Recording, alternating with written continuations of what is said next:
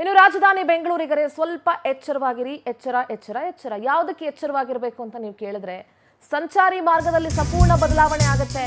ಬೆಂಗಳೂರಲ್ಲಿ ನಾವು ಏನಕ್ಕೆ ಹೆದರ್ಕೊಂಡಿಲ್ಲ ಅಂತಂದ್ರೂ ಚಿಂತೆ ಇಲ್ಲ, ಆದರೆ ಬೆಂಗಳೂರಿನ ಟ್ರಾಫಿಕ್ಗೆ ಹೆದರಲೇಬೇಕು. ಹಾಗಾಗಿ ಎಚ್ಚರಿಕೆಯಿಂದ ಇರಿ ಅಂತ ಹೇಳ್ತಾ ಇದ್ದೀವಿ. ಇವತ್ತು ಬೆಂಗಳೂರಲ್ಲಿ ಕಾಂಗ್ರೆಸ್ ಪ್ರತಿಭಟನೆ ಇರೋದ್ರಿಂದ ಫ್ರೀಡಂ ಪಾರ್ಕ್ ಸುತ್ತಮುತ್ತ ಸಂಚಾರ ನಿರ್ಬಂಧ ಇರುತ್ತೆ. ಸೊ ನೀವು ಪರ್ಯಾಯ ರಸ್ತೆಯನ್ನು ಅವಲಂಬಿಸಬೇಕಾಗತ್ತೆ. ಬೇರೆ ಮಾರ್ಗದಲ್ಲಿ ಸಂಚರಿಸುವಂತೆ ಮನವಿ ಮಾಡಿಕೊಳ್ಳಲಾಗಿದೆ.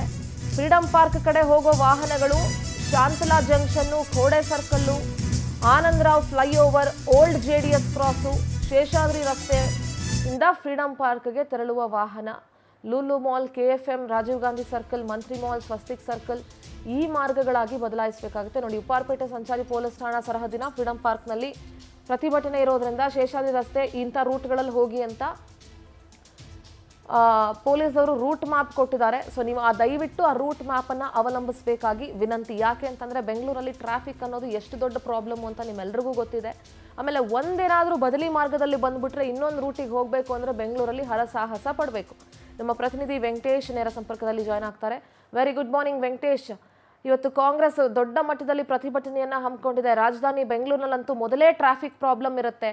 ಅಂಥದ್ರಲ್ಲಿ ಇಂಥ ಪ್ರತಿಭಟನೆಗಳಾಗ್ಬಿಟ್ರೆ ರೂಟ್ ಡೈವರ್ಷನ್ ಆಗುತ್ತೆ. ಅಂಥ ಸಂದರ್ಭದಲ್ಲಿ ಜನರಿಗೆ ಗೊತ್ತಾಗೋದಿಲ್ಲ. ಆದರೆ ಪೊಲೀಸ್ ಇಲಾಖೆ ಪತ್ರಿಕಾ ಪ್ರಕಟಣೆಯನ್ನು ಹೊರಡಿಸಿದೆ, ಬದಲಿ ಮಾರ್ಗವನ್ನು ನೀವು ಅವಲಂಬಿಸಿ ಅಂತ ಹೇಳಿ. ಸದ್ಯದ ಏನೇನು ವಿಚಾರಗಳಿದೆ ವೆಂಕಟೇಶ್? ಯಾವ್ಯಾವ ರೂಟಲ್ಲಿ ಹೋಗಬೇಕು? ಫ್ರೀಡಂ ಪಾರ್ಕ್ ಮಾರ್ಗವಾಗಿ ಎಲ್ಲಾದರೂ ಹೋಗಬೇಕು ಅಂತಂದರೆ?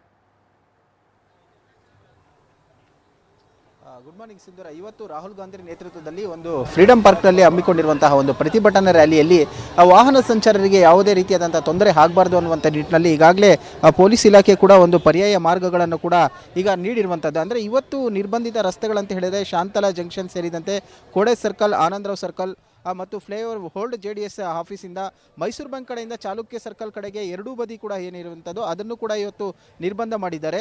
ಹಾಗೆ ಕಾಳಿದಾಸ ಮತ್ತು ಮೌರ್ಯ ಸರ್ಕಲ್ನಿಂದ ಫ್ರೀಡಂ ಪಾರ್ಕ್ವರೆಗೂ ಕೂಡ ಯಾವುದೇ ರೀತಿಯಾದಂಥ ವಾಹನಗಳ ಒಂದು ಸಂಚಾರಕ್ಕೂ ಕೂಡ ಇರೋದಿಲ್ಲ ಅಂತ ಹೇಳಿ ತಿಳಿಯುವಂಥದ್ದು. ಅದಕ್ಕೆ ಪರ್ಯಾಯ ಮಾರ್ಗವಾಗಿ ಕೂಡ ಇವತ್ತು ಆ ಒಂದು ರಸ್ತೆಗಳಿಗೆ ಹೋಗಬೇಕಾದ್ರೆ, ಇಲ್ಲಿಗೆ ಬರಬೇಕಾದ್ರೆ ಯಾವ ರೀತಿಯಾಗಿ ಬರಬೇಕು ಅನ್ನೋದನ್ನು ಕೂಡ ಈಗಾಗಲೇ ಹೇಳಿದ್ದಾರೆ.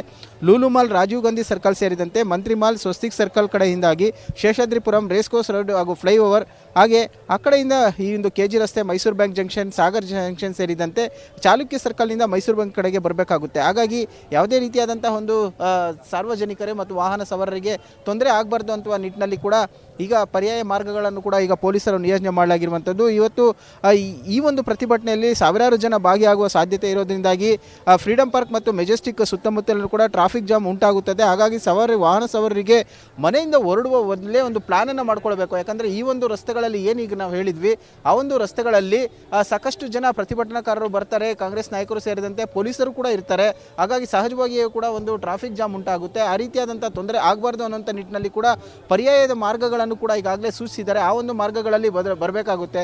ಮತ್ತೊಂದು ಕಡೆ ಹಬ್ಬ ಹಾಗೂ ಸರ್ಕಾರಿ ರಜೆ ಇರೋದ್ರಿಂದಾಗಿ ಸಹಜವಾಗಿ ಸ್ವಲ್ಪ ಮಟ್ಟಿಗೆ ವಾಹನ ಸಂಖ್ಯೆಗಳು ಕೂಡ ಕಡಿಮೆ ಆಗಿರುತ್ತೆ. ಸೊ ಈಗ ಒಂದು ಬೆಳಗಿನ ಜಾವ ಒಂದು ಮಾರ್ಕೆಟ್ಗೆ ಈಗಾಗಲೇ ಒಂದಷ್ಟು ಜನ ಗ್ರಾಹಕರು ಕೂಡ ಬಂದು 10 ಗಂಟೆ ಒಳಗಡೆ ಹೋಗುವ ಸಾಧ್ಯತೆಗಳಿರೋದ್ರಿಂದಾಗಿ 10:40ಕ್ಕೆ ಏರ್ಪೋರ್ಟ್ಗೆ ರಾಹುಲ್ ಗಾಂಧಿ ಅವರು ಆಗಮಿಸ್ತಾರೆ. 11:30ಕ್ಕೆ ಒಂದು ಫ್ರೀಡಂ ಪಾರ್ಕ್ನಲ್ಲಿ ಕೂಡ ಈ ಒಂದು ಪ್ರತಿಭಟನೆ ರ್ಯಾಲಿ ಶುರುವಾಗುತ್ತೆ. ಈಗಾಗಲೇ ಕೂಡ ಸಾಕಷ್ಟು ಜನ ಕಾಂಗ್ರೆಸ್ ಕಾರ್ಯಕರ್ತರು ಸೇರಿದಂತೆ ಪೊಲೀಸರನ್ನು ಕೂಡ ಇಲ್ಲಿ ನಿಯೋಜನೆ ಮಾಡಲಾಗಿರುವಂಥದ್ದು. ಸ್ಟೇಜ್ನ ಮುಂಭಾಗ ಹಾಗೂ ಮಹಾರಾಣಿ ಜಂಕ್ಷನ್ ಏನಿದೆ ಇಲ್ಲಿ ಕೂಡ ಹೆಚ್ಚಿನ ಒಂದು ಸಂಖ್ಯೆಯಲ್ಲಿ ಪೊಲೀಸರು ಮತ್ತು ಆಂಬ್ಯುಲೆನ್ಸ್ ಸೇರಿದಂತೆ ವೈದ್ಯಕೀಯ ವ್ಯವಸ್ಥೆಗಳನ್ನೆಲ್ಲ ಕೂಡ ಮಾಡ್ಕೊಂಡಿರುವಂಥದ್ದು.